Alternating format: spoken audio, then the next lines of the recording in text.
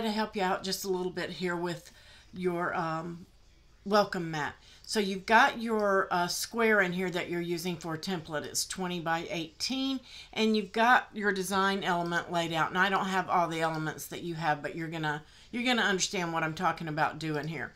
So once you've got everything lined up and you've got it looking like you want, you don't need to cut this because the most you can cut, as you can see right here, is 11.5 by 23.5 on a 12 by 24 mat. Now if you're on a 12 by 12, it's going to be 11.5 by 11.5. If you've got anything flattened, that's going to get even smaller. At some point in the design, I believe you had something flattened and you were getting a smaller area. So if I change that to print and cut, right here you can see I get another triangle and it tells me my image size has to be 6.75 or 925 or less. So but you don't need to do print and cut for this. Everything is going to be cut. So once you have it all aligned and you've got it like you want it, you're going to weld it, okay? And that's going to make it one piece. But you notice we get that image is too large again. Not to worry. We don't even need that. We can get rid of it. That was just our template for sizing to get this part sized like we wanted.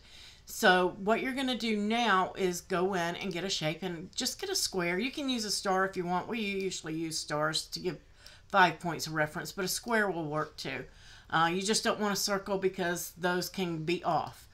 But I'm just going to duplicate that square a couple of times. I want 3, and I'm just going to place one on the outside because I'm looking at it and it's only 15 and I can go up to 23.5 inches wide with a large mat.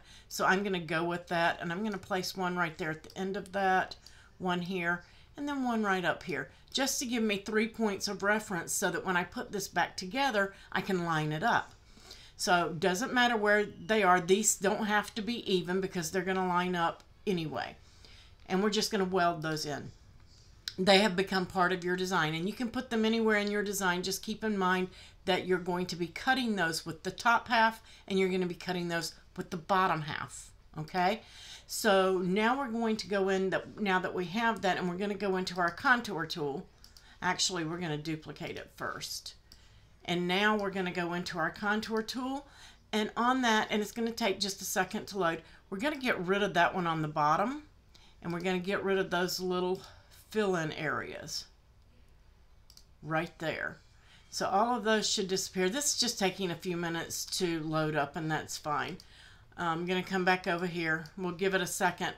Since the update to 6.592, that has gotten a little bit slow. I don't know why, but it has. But it'll catch up. Now you can see that this is gone, and I have the top half. Now I'm going to come over to this one, and I'm going to contour opposite. Okay, I'm going to take out the top wreath and its little inner pieces, and then I am going to take out the welcome. So I'm going to get all those little inside pieces on the welcome and the welcome itself, and then come back. We're going to give that a second to catch up, and it should be leaving me nothing but the bottom and then those registration marks. Once it catches up, and there we go. So now that one has caught up. So now I am going to cut these. If you notice, now my triangles are gone. Okay, I can send that over and hit make it, and look, it's going to fit there on that mat, and then this one is going to fit here on this mat. And then once they're cut, I'm going to line these back up by placing those squares together.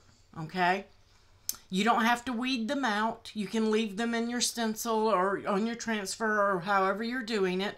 You can leave those squares in so that you don't have an area that's exposed, but that's going to help you line it back up. If you do take them out, you're just going to cover it with a piece of paper before you paint, or some tape, anything just to cover the holes. But the holes are going to be there just so that you can line it back up and get it all straight.